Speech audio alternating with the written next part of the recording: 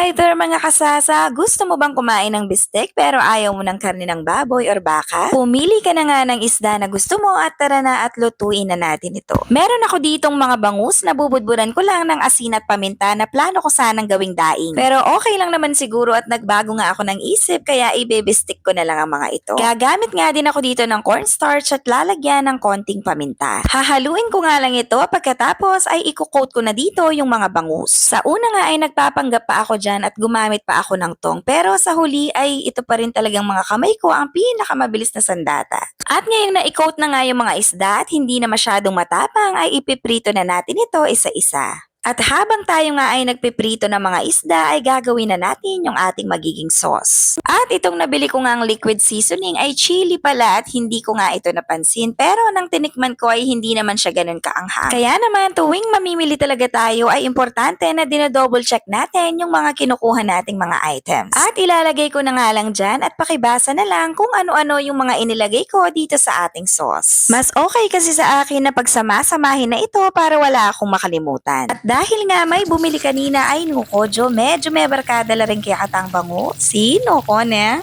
At dahil okay na yung ating sauce at ang mga bangus, ay magbabawas na ako dito ng mantika para makapaggisa na tayo ng bawang at sibuyas. At dahil okay na nga itong bawang at sibuyas, ay ibubuhos ko na lang itong ginawa nating sauce kanina.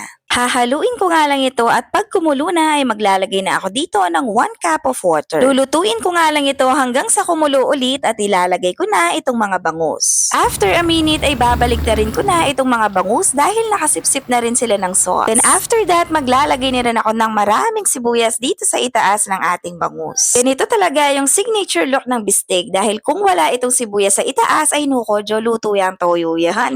Nuko ne. Tatakpan ko nga lang ito at lulutuin lang ng ilang saglit at meron na tayong napakasarap na bistek na bangus. Dahil luto na nga yung ating ulam, ano pa nga ba yung ating gagawin kundi manganta na Jo? Ko Jo, penyamol ne, kanyaman ang kanyaman. And that's all for today mga kasaza. Please like, share, and follow for more.